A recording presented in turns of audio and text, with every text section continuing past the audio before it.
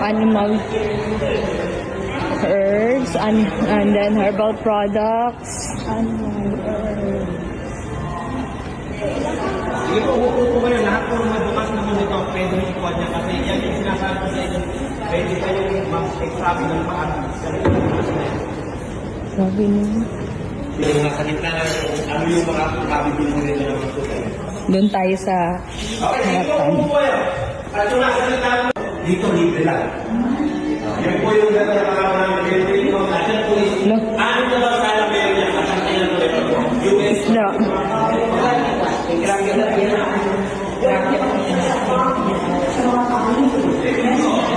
This one is the medicinal plant laboratory.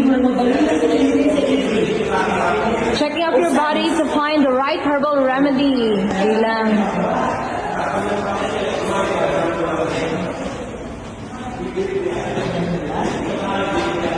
Crocodile.